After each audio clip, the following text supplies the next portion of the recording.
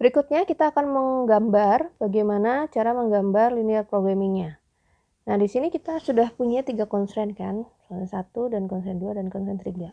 Constraint ketiga itu adalah non-negativity, jadi sebenarnya tidak perlu diperhitungkan, karena kita akan menggambarnya pasti akan di kuadran di mana semua nilainya adalah positif.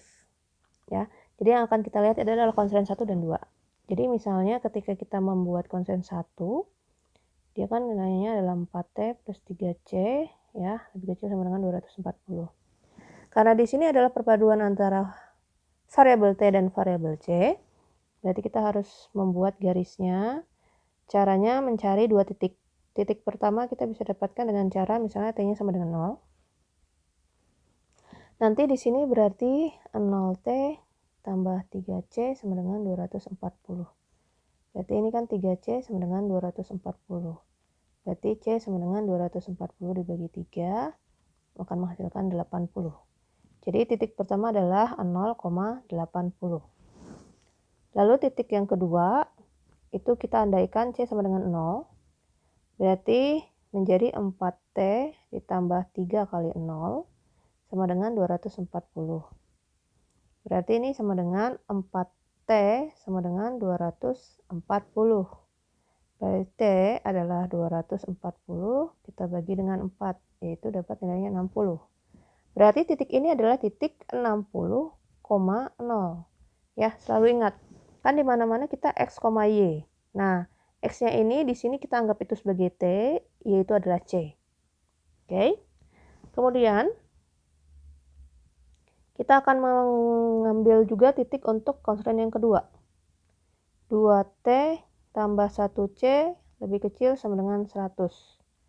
Berarti anggap T sama dengan 0, berarti menjadi 0 kali T tambah 1C lebih kecil sama dengan 100. Sama dengan 100. Berarti ini sama dengan C sama dengan 100. Berarti ini adalah titik 0,100. Lalu berikutnya kita ambil C sama dengan 0. Berarti menjadi 2T tambah 0C, 1 kali 0 sama dengan 100. Jadi 2T sama dengan 100 menjadi T sama dengan 100 per 2 menjadi 50. Berarti titik ini adalah titik 50,0. Nah, kalau kita sudah punya titik seperti ini, berarti kita bisa memperkirakan seberapa jauh skala yang harus kita pikirkan. Kita lihat yang T-nya dulu ya. T-nya itu kan nilainya ada yang, ya saya kasih garis merah, 0, 60, 0, dan 50. Berarti sumbu T itu skala yang paling maksimal di dalam grafiknya itu adalah 60. Jadi kalau kita membuat gambar ya sekalian sama yang C itu adalah 80, 0, 100, dan 0. Berarti 100 ya. Kita buat skala karena di sini tidak bisa saya pakai penggaris, jadi kalian harus coba nanti bikinnya pakai penggaris ya biar lebih rapi. Ini ya sumbu Y. Sumbu Y itu kan berarti si C. C itu berarti dari 100 ya.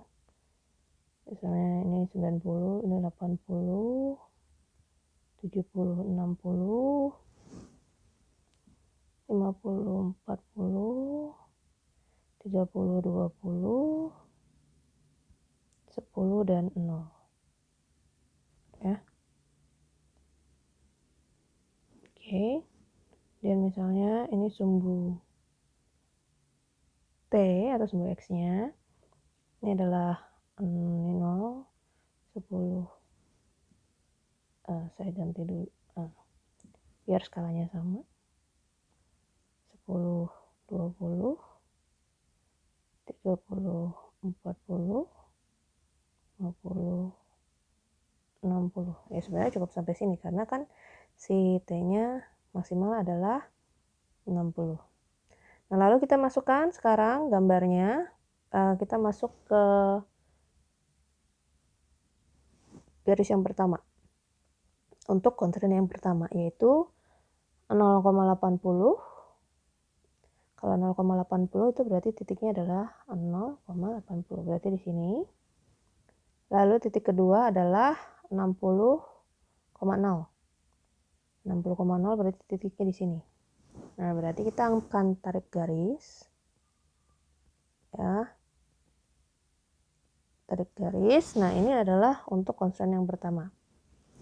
Lalu yang berikutnya kita akan ambil untuk constraint kedua, yaitu 0,100 ini. 0,100 berarti di sini.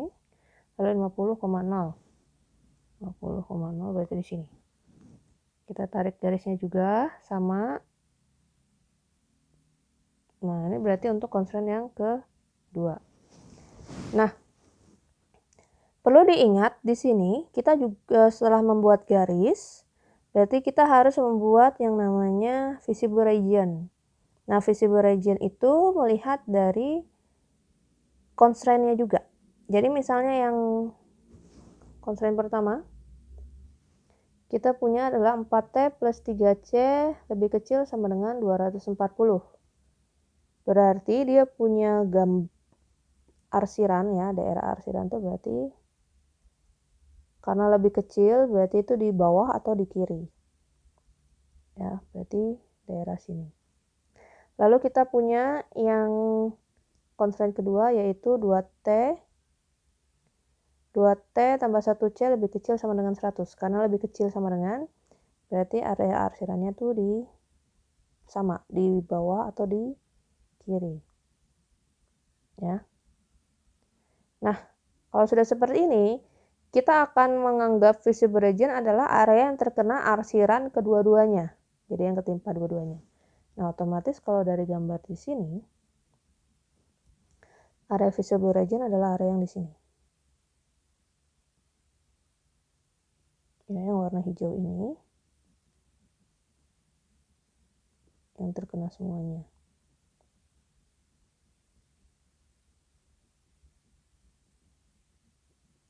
Nah, ini adalah area visible region-nya.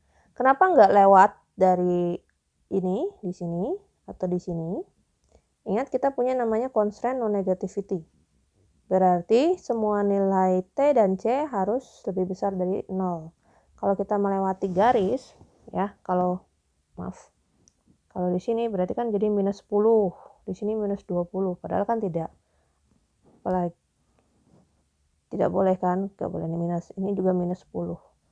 Jadi tidak mungkin di area yang luar sini. Ya, pasti akan ada di area kuadran yang ini. Seperti itu. Kemudian, kalau sudah seperti ini, berarti kita bisa lanjut ke proses berikutnya.